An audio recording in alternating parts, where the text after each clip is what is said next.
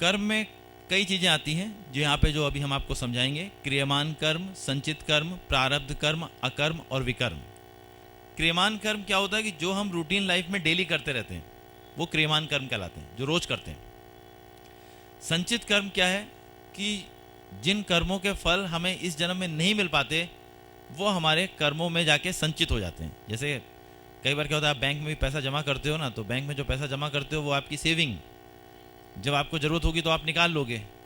लेकिन यहाँ पर थोड़ा सा इस कर्म के सिद्धांत में थोड़ा डिफरेंट।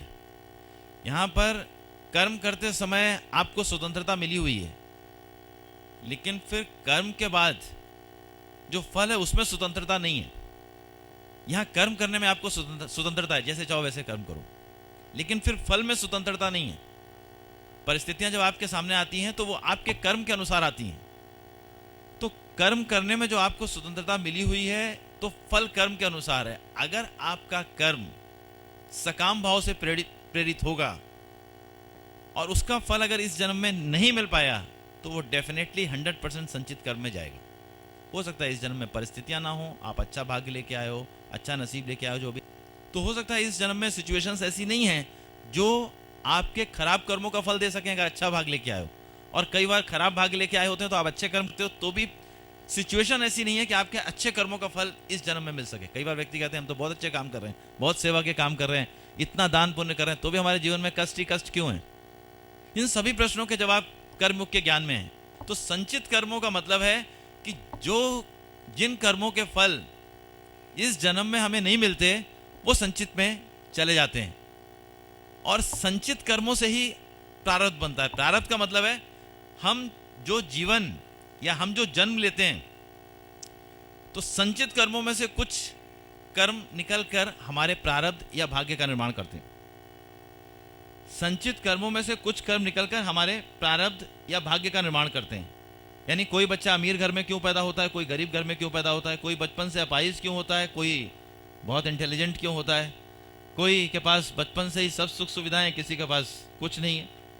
तो ये संचित कर्मों में से कुछ कर्म निकलकर हर व्यक्ति के, चाहे वो किसी भी धर्म का हो, किसी भी जाति का हो, किसी भी कास्ट का हो, संचित कर्मों में से कुछ कर्म निकलकर हमारे भाग्य का निर्माण करते हैं। यानी मान लीजिए आपकी मृत्यु अगर इस जन्म में 50,000 संचित कर्मों के साथ हुई तो अगले जन्म में जब आप पैदा होंगे तो हो सकता है उसमें से 10,000 कर्म निकलकर आपके भाग्य का निर्माण करें। तो यानी अब आपका जन्म हुआ है 10,000 प्रारब्ध कर्म भोगने के लिए और साथ ही साथ 40,000 संचित कर्मों के साथ। जिन कर्मों के फल हमें नहीं मिल पाते हैं वो कर्म संचित में जाते हैं। संचित में से प्रारब्ध बनता है, यानी जो आपके जीवन का निर्माण करता है।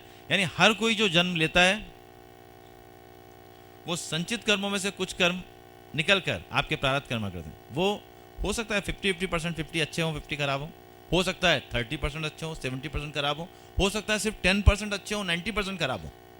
तो कई के जीवन में है, मान लीजिए 90% पाप कर्मों का फल भोगने के लिए अगर जन्म लिए हो तो इस जन्म में कितना भी अच्छा करोगे वो कुछ ना कुछ सिचुएशंस, परिस्थितियां ऐसी आती रहेंगी कि आपको लगेगा जी मेरे साथ क्यों हो रहा है। आपके साथ जो कुछ हो रहा है वो बिल्कुल सही हो रहा है। क्यों? क्योंकि वो कर्म के नियम के अनुसार हो रहा है। दुनिया की हर एक चीज को बदला जा सकता है लेकिन कर्म का सिद्धांत अभेद है, उसको बदला नहीं जा सकता। और इसीलिए कहते हैं कि कर्म इस तरह से करो कि वो कर्म ना तो बंधन कारक हो। जब आप कर्म का ज्ञान समझ लेते हो तो आपके कर्म करने का तरीका इस तरह का हो जाता है कि वो कर्म करते करते भी आपको आनंद देता है और कर्म के बाद कर्म का बंधन भी नहीं लगता। प्रारब्ध कर्म के बाद अकर्म। अकर्म का मतलब है कुछ कर्म ना करना, चुपचाप बैठे रहना, आइडियल जैसे होता हुआ आलसी लोग जो है चुपचाप पड़े रहते हैं, कुछ काम नहीं करते। अकर्म का मतलब है कोई काम ना करना, और विकर्म का मतलब है पाप कर्म।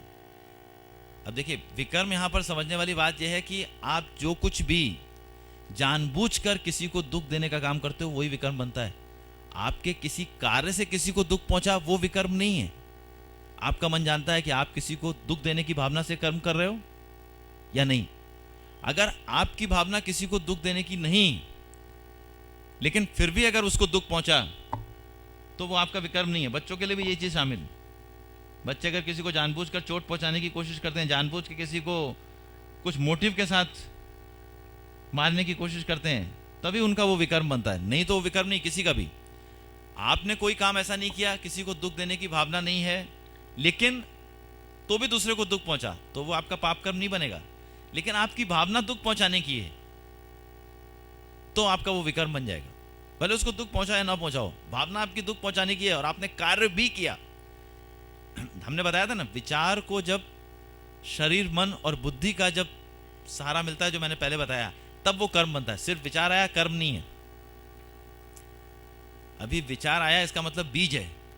बीज जब तक सही जमीन में नहीं पड़ेगा, जब तक वो उगेगा नहीं, तो बीज का कोई फल नहीं है, यानी विचार का कोई फल नहीं है। लेकिन विचार को जब शरीर मन और बुद्धि का सहारा मिलता है, तब वो कर्म बनता है। अब अगर वो कर्म आपके भाव दूसरे को दुख देने के हैं और उसी तरह का कर्म किया गया, वो विकर्म बन गया, पाप कर्म बन गया। यानी अगर वो इस जन्म में फल नहीं दे रहा, तो अपने आप संचित में जाएगा। यहां समझने वाली बात इंपॉर्टेंट ये है।